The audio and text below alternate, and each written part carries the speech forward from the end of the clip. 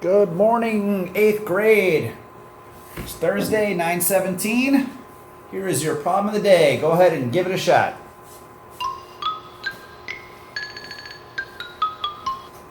All right, I am guessing you did today's problem of the day.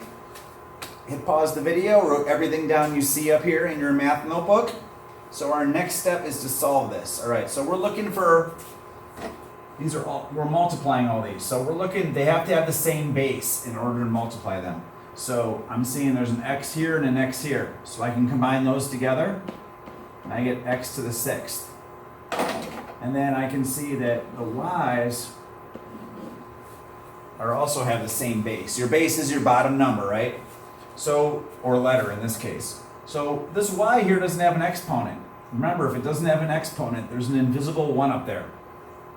So I have 3 plus 1, which is 4, right? Remember, when you're multiplying exponents, you just add the exponent. So 3 and 1 is 4. So this is times y to the 4th. Now, can I combine those together and say xy to the 10? No, I cannot do that. Those are different bases. They can't be combined. So there's my answer. X to the 6th times y to the 4th. That's as simple as we can get. All right. So this is multiplying exponents. You add the exponents. Now today our objective is to divide exponents. It says if they have the same base, you can subtract exponents. All right, so pretty basic stuff. Almost the same as what we saw before. Now we're going to see it written a little bit differently. You may see it written as x to the 8th divided by x to the 5th. Or, more than likely, you're going to see it written like this. X to the 8th over x to the 5th. That still means divide, right? 8 divided by 5. All right, so notice these have the same base. Both x's, right? You're going to get the same answer for both of these. So it says if you have the same base, just subtract the exponents, right? Very simple. 8 minus 5 is 3. Base stays the same. There's my answer. Same with this one.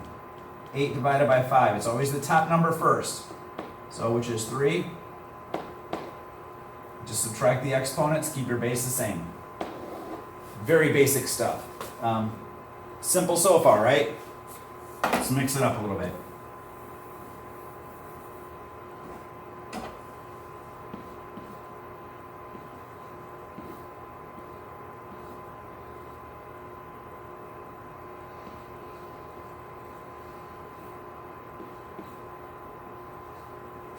Okay, so we have a whole bunch of things going on here. These are actually multiplying together. They don't put the dot there, but they are. Now, I can't multiply them because they have different bases. So normally I would do the top first, then I do the bottom, but they don't have the same bases. I can't do anything with those. So our next step is to divide. Now, even though these are out of order, I could still take the two x's and say 8. Well, now we want to do it in alphabetical order is the easiest way to do it. So x comes before y. So I'm going to do the x's first. 8 minus 3 is 5, so I have x to the 5th. Then we do the y's. 5 minus 2 is 3. Y to the 3. There's my answer. You could put a multiplication sign between them if you want. You don't have to. Either way. That's it. That's all there is to this. So you take the same bases and subtract them. All right? Let's look at one more. A little bit more complicated, but not really.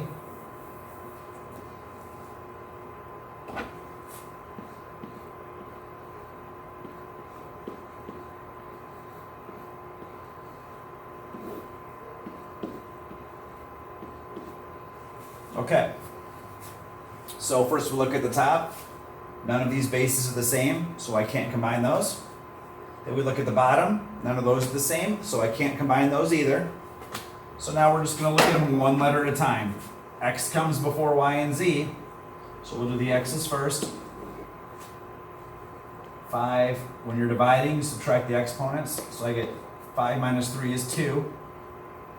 4 minus, what am I going to put there? Oh, a 1, that's right. So 4 minus 1 is 3, y to the 3. And you can think of this as z to the 3rd minus 0, right? There's no z there. 3 minus 0 is still 3. That just stays the same. z to the third. And I put the line through the z, so just so it doesn't look like a number 2. It's hard to tell a z from a, if I get sloppy, hard to tell a z from a 2. So we put the line through the z's.